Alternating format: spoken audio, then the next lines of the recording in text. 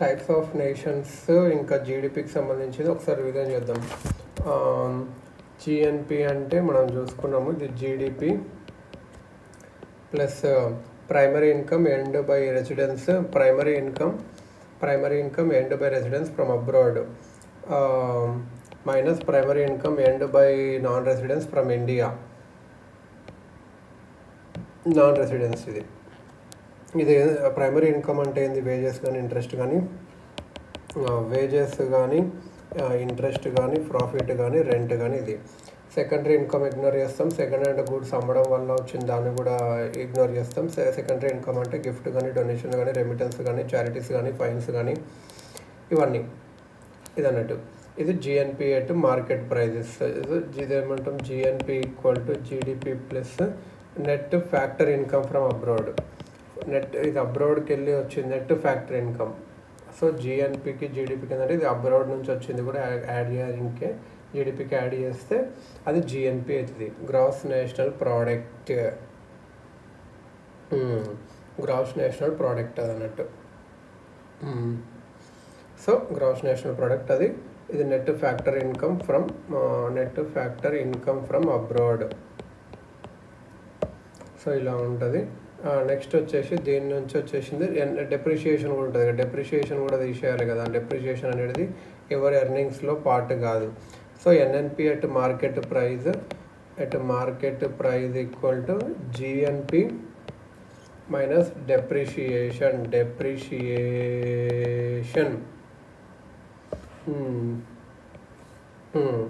Depreciation. So ఇప్పుడు NNP at factor cost చూడాలి అంటే ఎన్ఎన్పి ఎట్ మార్కెట్ ప్రైజ్కి వెళ్ళి ట్యాక్సెస్ తీసేసి సబ్సిడీస్ యాడ్, ఇండైరెక్ట్ ట్యాక్సెస్, అది కూడా ఇండైరెక్ట్ ట్యాక్సెస్ తీసేసి సబ్సిడీస్ యాడ్ చేయాలి. ఈ NNP at factor cost and national income కూడా అంటారు. ఈ పెర్ క్యాపిటా ఇన్కమ్ వచ్చేసి ఈ ఎన్ఎన్పి డివైడెడ్ బై పాపులేషన్ ఇది అన్నట్టు. ఇది బేసికల్గా. ఇప్పుడు ఒకసారి టైప్స్ ఆఫ్ నేషన్స్ చూద్దాం. High income, low income countries అనేది వరల్డ్ బ్యాంక్ అనేది వరల్డ్ డెవలప్మెంట్ రిపోర్ట్ యాన్యువల్గా చేస్తుంది. వరల్డ్ బ్యాంక్ ఏం చేస్తుంది? వరల్డ్ డెవలప్మెంట్ రిపోర్ట్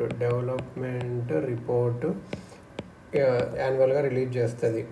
దానికి ఒక్కొక్క థీమ్స్ ఉంటాయి. అది ఏం చెప్పిందంటే world in terms of per capita gross national ఇన్కమ్గా చెప్పింది అన్నట్టు. Types of country defined in terms of per capita gross national income, GNI. మనం ఇంతకుముందు చూస్తున్నాం జిఎన్ఐ అంటే చూసుకున్నాం. ఇది ఓఈసిడి కంట్రీ డిఫైన్ చేసినవి. GDP plus net receipts from abroad plus net taxes and subsidies. GNI. What is GNI? ఇది OECD countries define చేసేవి. ఈ జీడిపికి net receipts from abroad,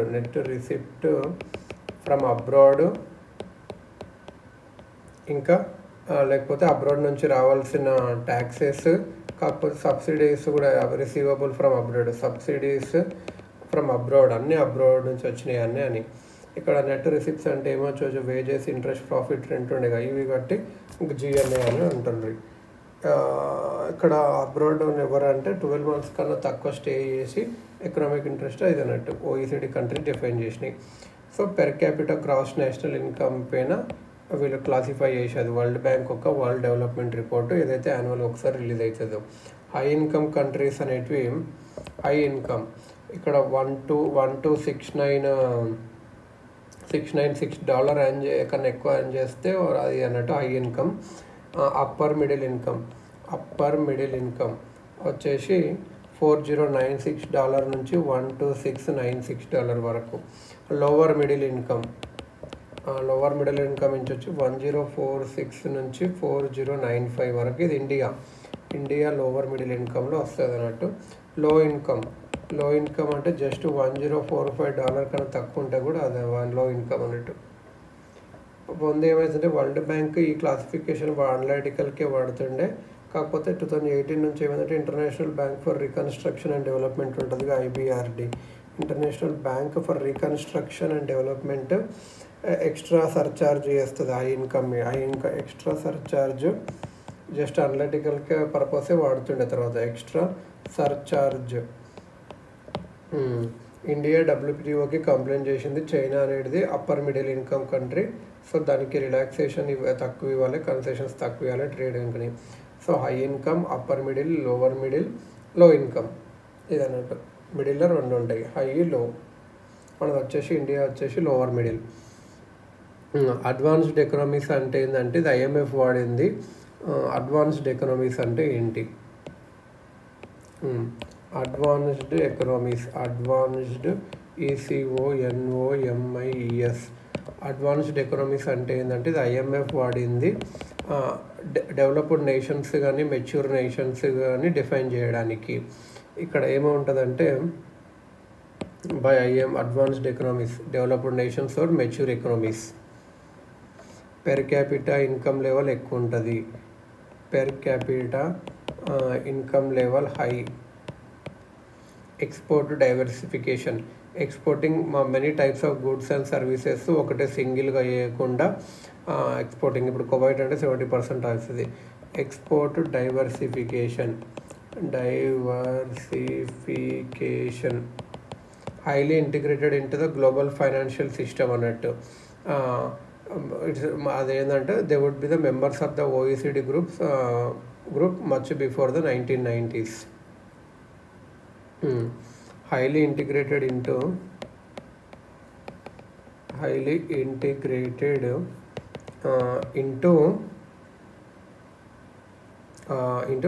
global financial system ఇది అన్నట్టు. ఇప్పుడు ఇంకొక టైప్స్ ఆఫ్ అడ్వాన్స్డ్ ఎకనామీస్ అంటే ఇది. ఇంకొకటి ఎమర్జింగ్ డెవలప్మెంట్ నేషన్స్ అంటే ఎకనామీస్ అంటే ఏదో కూడా వద్దాం. Emerging market and EMERGING emerging market and developing economics DEVOLF developing economies. All other countries who are advanced economies at వేరే కంట్రీస్ అన్నీ డిఫైన్ చేయడానికి. EMDS ని క్లాసిఫై కూడా చేయొచ్చు. అడ్వాన్స్డ్ ఎకనామీస్ అంటే high per capital income, external income. All non advanced economies అందరినీ EMDSగా పెడతారు. EMDS అంటే EMDS మళ్ళీ EMDS అంటే emerging market and developing economies. ఇది లో ఇన్కమ్ కంట్రీస్ కింద, ఎమర్జింగ్ మార్కెట్ ఎకనామిక్స్ కింద వస్తుంది. ఇది నైదర్ లో ఇన్కమ్. ఇక్కడ ఎమర్జింగ్ మార్కెట్, ఇది ఎమర్జింగ్ మార్కెట్. ఇక్కడ ఇండియా వస్తుంది, బ్రెజిల్ వస్తుంది, చైనా వస్తుంది, సౌత్ ఆఫ్రికా కూడా వస్తుంది, రష్యా కూడా వస్తుంది. బంగ్లాదేశ్ అనేది LDC నుంచి డెవలపింగ్ కంట్రీకి వెళ్ళింది అన్నట్టు, least LDC. United Nations Economic and Social Council అనేది subsidiary body of United Nations Committee for Development Policy. United Nations Economic Social Council is subsidiary body of United Nations Committee for Development Policy. Committee for Development Policy.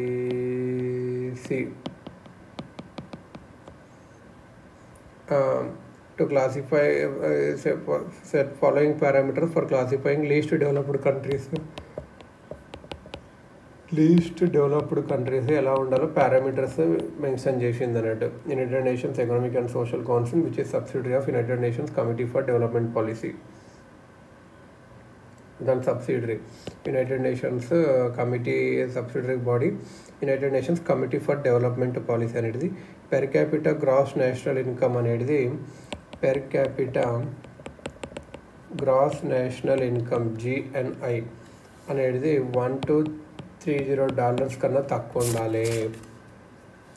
Economic and environmental vulnerability index అన్నట్టు.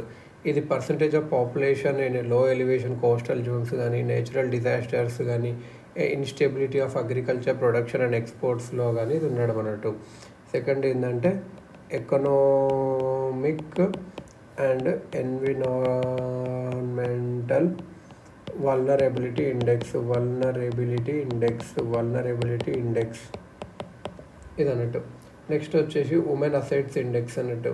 ఇదేమో percent based, దేని మీద base అవుతుంది, under nourished population కానీ, mother కానీ, child mortality కానీ, school enrolment కానీ, adult literacy కానీ, దేని మీద బట్టి ఉంటుంది.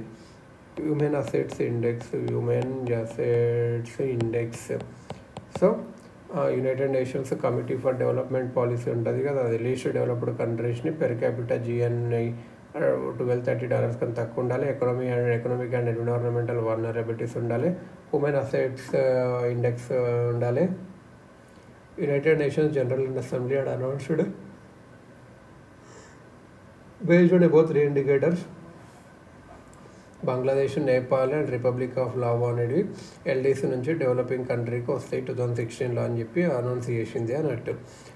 మరి LDC స్టేటస్ తీసేస్తే ఏమవుతుంది అంటే, బంగ్లాదేశ్ ఎక్స్పోర్ట్స్ అనేది దానికి డ్యూటీ ఫ్రీ కోటా ఉండదు, free access under WTO agreement పోతుంది. WTO norms related agriculture subsidy కానీ, IPR కానీ టైటర్గా ఉంటాయి. ఇంట్రెస్ట్ ఫ్రీ లోన్స్ రావు వరల్డ్ బ్యాంక్ నుంచి కానీ, ఇంకా వేరే డెవలప్మెంట్ బ్యాంక్స్ ఎయిడ్ కానీ, డొనేషన్స్ కానీ రావు. టఫర్ నామ్స్, క్లైమేట్ చేంజ్ గ్రహించిన రాంగ్స్ ఫాలే. పాజిటివ్ ఇన్కమ్స్ ఏంటంటే ఇన్వెస్ట్మెంట్స్ పెరుగుతాయి, జాబ్ క్రియేషన్ పెరగవచ్చు. బంగ్లాదేశ్ పెర్ క్యాపిటల్ GDP అనేది ఇండియా కన్నా ఎక్కువ ఎందుకు ఉంది? పర్ క్యాపిటల్ GDP అంటే ఏంది? GDP by population. International monetary funds world economic outlook 2020 ఏం చెప్పిందంటే, IMF world economic outlook 2020 Bangladesh per capital IMF world economic outlook ఇదని చెప్పింది. పెర్ క్యాపిటల్ GDP అనేది రైట్ ఇండికేటర్ కాదు to compare 2 countries, because India అనేది బంగ్లాదేశ్కి పెద్దగా ఉంది. ఆయన అబ్సల్యూట్ GDP బంగ్లాదేశ్ ఇది హార్డ్లీ మన 11% కూడా లేదు. పెర్ క్యాపిటల్ GDPలో మనము exchange rates purchasing power parity చేస్తే మనం ఇండియానే బెటర్ పారిటీ ఉంది. In per capital GDP if you compare exchange rates at purchasing power ప్యారిటీలు చేస్తే ఇండియానే బెటర్గా ఉంది. ట్రాన్స్పరెన్సీ కానీ బంగ్లాదేశ్లో చాలా ఎక్కువ ట్రాన్స్పరెన్సీ ఉండదు. బంగ్లాదేశ్ ఎందుకు గ్రో ఫాస్ట్ అవుతుందంటే, స్కిల్డ్ వర్క్ ఫోర్స్ కానీ, ఫీమేల్ లేబర్స్ కూడా మంచి యూజ్ చేస్తున్నారు వాళ్ళని, అంటే మంచి వర్క్ టెక్స్టైల్ జూట్ ఇండస్ట్రీలో. బంగ్లాదేశ్ అనేది లీస్ట్ డెవలప్మెంట్ కంట్రీ కాబట్టి డ్యూటీ ఫ్రీ ఎక్స్పోర్ట్స్ వస్తున్నాయి. Duty free quota, free treatment in US-EU. Water sanitations facilities బెటర్గా ఉన్నాయి డిసీజ్ రాకుండా.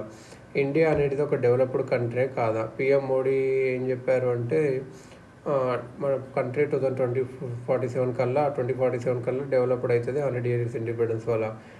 No anonymous commonly accept definite developed కంట్రీకి ఒక డెఫినేషన్ అంటూ లేదు. United Nations, world bank, world trade organisations, world economic forum అనేది వాళ్ళ ఇండికేటర్స్ యూజ్ చేస్తుంది, developed and non developing countries అనేది. డెవలప్డ్ నేషన్కి ఏదంటే వాళ్ళ GDP ఎక్కువ ఉండాలి, per capital gross national income చాలా ఎక్కువ ఉండాలి, standard of living and women development index ఎక్కువ ఉండాలి. ఇదన్నట్టు GDP and per capital credit. GDP అనేది ట్రూ పిక్చర్ ఇవ్వదు ఇండియన్ మార్కెట్కి, ఎందుకంటే అనార్గనైజ్డ్ సెక్టర్ ఎక్స్ట్రా అంత ప్రొడక్షన్ డేటా క్యాప్చర్ చేయలేము. To avoid any scrutiny by income tax and GST, businessman వాళ్ళు already low level of production చూపిస్తారు. Parallel economy ఉంది, black మనీతో ఉంది నడిచేది. ఓన్లీ క్వాంటిటేటివ్ పిక్చర్ ఇస్తుంది, క్వాలిటేటివ్ ఆస్పెక్ట్స్ కానీ అవి ఏం చూడదు. కోల్ ఉంటే పొల్యూషన్ ఉంటుంది, అది చూడదు అన్నట్టు. నాన్ మార్కెట్ యాక్టివిటీస్ కానీ డొమెస్టిక్ వర్క్ నెగ్లెక్ట్ చేస్తుంది. ఆపర్చునిటీ కాస్ట్, చైల్డ్ లేబర్ని పనిచేస్తే వాడు చదువుకోడు, దాని ఆపర్చునిటీ కాస్ట్ని నెగ్లెక్ట్ చేస్తుంది. ఈక్వాలిటీ ఆఫ్ ఇన్ఈక్వాలిటీ నెగ్లెక్ట్ చేస్తుంది. సో లేటర్ ఏం చేస్తుంటే గ్రాస్ హ్యాపీనెస్ ఇండెక్స్ యాడ్ చేసాము, physical quality of life index, women development index ఇవన్నీ ఇన్వెస్ట్ చేశారు తర్వాత.